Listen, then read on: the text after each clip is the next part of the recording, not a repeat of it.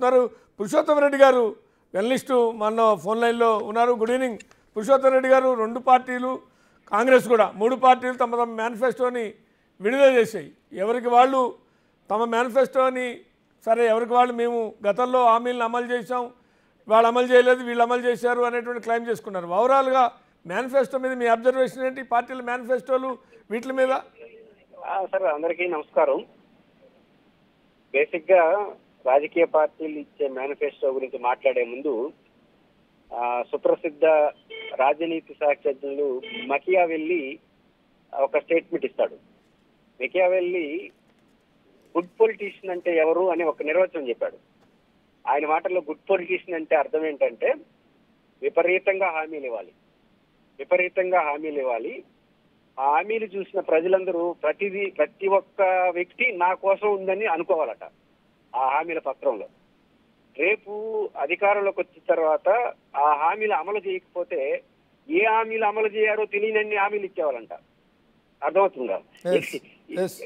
ఎన్ని హామీలు ఇచ్చారా, ఎట్లా ఉండాలంటే హామీలు రేపు ఏదైనా అమలు కాకపోతే ఏ హామీలు అమలు కాలేదు తెలియనన్ని ఎక్కువ హామీలు ఇచ్చేవాళ్ళంట.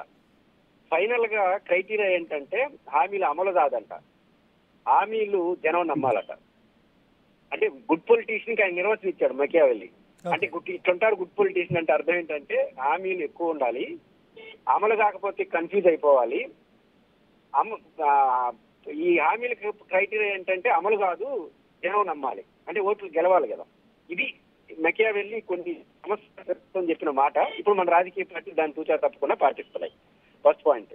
రెండో పాయింట్ ఏంటంటే ఈ రెండు జగన్మోహన్ రెడ్డి గారైనా తెలుగుదేశం అయినా లేదా ఒకటి చెప్పాల్సింది ఏంటంటే మీరు ఇచ్చిన హామీలకు ఎంత వాల్యూ, మనకున్న వనరులు ఏంటి, అవకాశాలు ఏంటి. వనరులు అనేది వేరే అర్థం, విశాల అర్థం. మనకున్న ఆదాయ మార్గాలు, ఒకటి ఆదాయ మార్గం రాష్ట్ర ప్రభుత్వ రెవెన్యూ, కేంద్రం నుంచి వచ్చే గ్రాంటీలు, అప్పులు, మూడే కదా. ఈ మూడు ఈ సంవత్సరానికి ఒక ఫిక్స్డ్ అమౌంట్ ఉంటుంది. ఇంకో సంవత్సరం నేను ఒక 20 ఏళ్లుగా ఆర్థిక బడ్జెట్ చూస్తున్నాను. ఏ సంవత్సరం కూడా 5%, 10% పై బడ్జెట్ ఎప్పుడు రీచ్ కాలేదు, ఎక్కువ కాలేదు. అంటే ఆదాయం పెరిగిపో అబ్నార్మల్ గా భారతదేశంలో ఎప్పుడు పెరగల. ఒక 5%, 10% పెరుగుతుంది తప్ప బడ్జెట్ 20%, 30%, 40% పెరగల. మరి ఈ రోజు అమలవుతున్న సంక్షేమ పథకాలు అవన్నీ కొనసాగిస్తూ ఇంకా బెటర్ గా ఇస్తా ఉన్నప్పుడు ఆదాయ మార్గాలు ఏంటి? సంపద సృష్టిస్తాం, ఇది ఒక అందమైన పదార్థం, దానికి అర్థం కూడా ఉండదు. కాబట్టి సంపద సృష్టి అంటే ఈ రోజు తెలుగుదేశం పార్టీ ఇచ్చిందంటే ఒక 2 గందరగోళాలు కనిపిస్తున్నాయి. ఆ గందరగోళాలు ఏంటంటే మిత్రపక్షాలంట, 3 కలిసి ఉంటారంట, కానీ ఇద్దరికి మేనిఫెస్టోల మీద అష్యూరెన్స్ ఇవ్వరంట, ఆశీర్వాదాలు ఇస్తారు. అష్యూరెన్స్ ఇవ్వాల్సిన మేనిఫెస్టో మీద అష్యూరెన్స్ ఇవ్వకుండా ఆశీర్వాదాలు ఏంటి?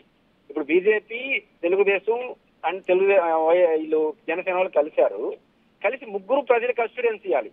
మేము